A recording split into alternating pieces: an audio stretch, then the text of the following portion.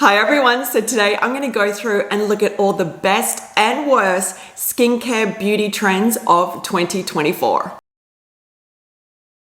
First big trend I've seen in 2024 is streamlining our skincare routines. So I think what happened in the pandemic is a lot of us had a little bit more time, so we were adding more skincare products, more steps to our skincare routine. So I think it's really great that there has been a shift away from all these different serums and all these different steps, and now we're just using products that maybe have like one product has like 2 or 3 or 4 different ingredients in there. So each time you're using a different product, it's actually helping with a bunch of different skincare concerns. So if you're moving in that direction where you want to use less products, but you want to have like still really great skincare results, then check out these ones. There's some really great options there. Now, a terrible trend that I did start to see popping up here and there on TikTok and Instagram Reels is DIY fillers and Botox. This just freaks me out and it's just incredibly dangerous.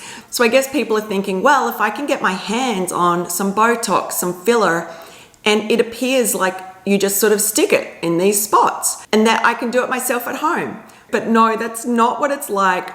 I mean, whenever I go and get my Botox done, the nurse at the med spa, he'll always ask me to scrunch up my face because he wants to see where the different muscles are, where the different blood vessels, and obviously where the lines are.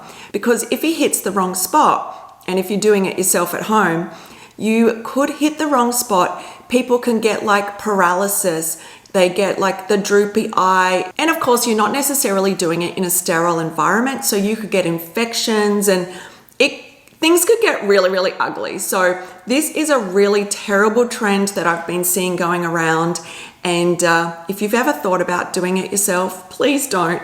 There are a bunch of different products you can use instead of Botox, instead of fillers, to slow the wrinkles on your face or help to plump up your lips or plump up your skin. So here's some of my favorites here.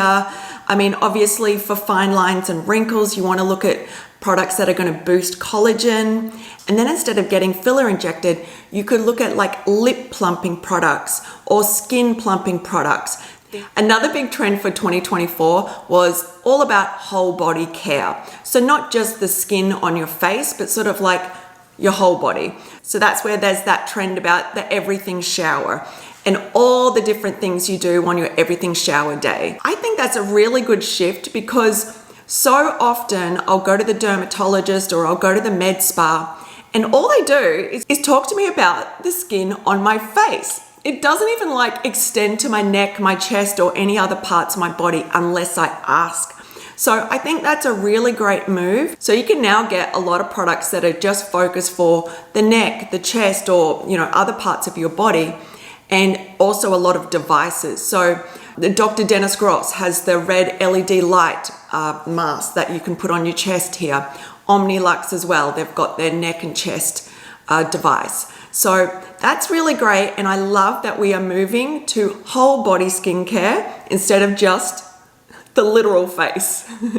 So another sort of trend I've been seeing going around is like using snail mucin, beef tallow, and that type of thing. So when I think about putting like snail mucin on my face, it kind of like grosses me out. I mean, I know people say that it does have a lot of really fantastic hydrating properties, but it's like snail slime. So I find that really gross. I don't want to personally put any snail slime, snail mucin on my face. I would rather use like other hydrating skincare products like hyaluronic acid. Pacifica just came out with their Hydro Dew. So there is like a lot of really great products we can use instead of like snail slime.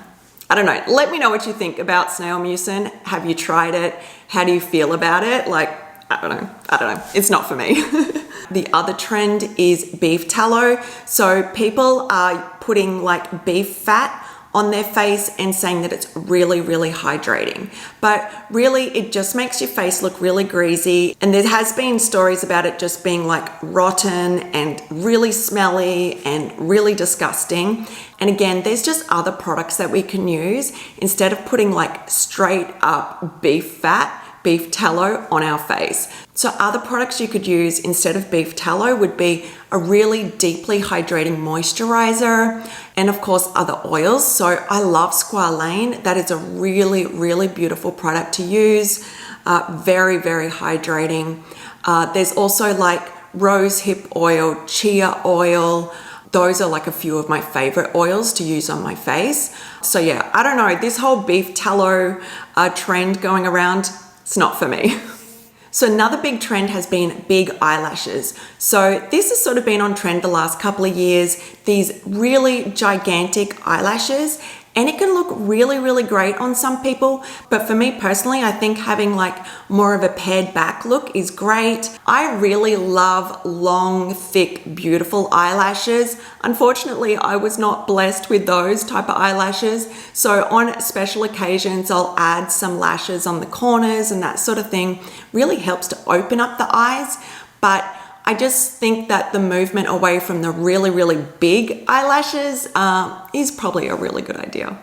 So another trend I've been seeing going around is makeup that includes sunscreen and skincare ingredients. So I really love this because I think whenever we're putting something onto our face, why not have some extra benefits in there? I think it's really great to have some sunscreen, and then if it has like some hyaluronic acid or something in there as well, I think that's really nice to add to your makeup. But of course, dermatologists always tell us that the sunscreen in our makeup can't replace the sunscreen we would just put on as a single ingredient. So a couple of other trends I've seen going around is people applying sunscreen with a makeup or foundation brush. I personally just apply it with my finger. I'll just put a couple of lines on my finger and then I sort of just put it on and then work it in with my fingers. But I guess people are kind of like using it as sort of like one of the steps in their like skincare and makeup routine. So they'll use a foundation brush. But I feel like when you do that, you're not getting as much sunscreen on your face as you should be. A lot of it is still going to be left on your brush. So I think using a makeup brush is not necessary for sunscreen. I think just your finger works just fine. And then another sunscreen trend is even people making their own sunscreen at home. And I can't see how it's going to be effective. Like when you're mixing these ingredients together in the kitchen, how are you going to know what the SPF is? How are you going to know you're going to get the right amount of protection? So I just think this trend is not good and we should just leave sunscreen up to the professionals. So I love to use a mineral sunscreen. I'll include a bunch of my favorite sunscreens here. Check those ones out. Like I said, everything will be linked in the description box below. And another thing that I've been noticing the last couple of years, and I don't think it's a trend, it's actually a really fantastic thing, and that is more diversity in our branding and the different products that we have. So there's now like a wider variety of skincare products and makeup products, all of that for all different skin tones. And also I noticed with a lot of the models they'll use is they'll have people of all different ages. Also noticed a move away from highly edited photos. So I really like that because I just think it's really important to have diversity and inclusion. And another trend I've been noticing is more transparency in like med spa procedures and plastic surgery. So I think that is really good. We still have a long way to go, but we do have celebrities and influencers and people slowly coming out with information about the different surgeries they've done, or they'll post on Instagram or TikTok that, you know, of them getting their Botox done or their fillers done. So I think that is really good because as people that are on this platform, you'll see them and you think, wow, they just look perfect. What have they done? And they'll never talk about their plastic surgery or their Botox or whatever. So it can make us feel not so great about ourselves. But I think the more and more we're transparent, it's just so great.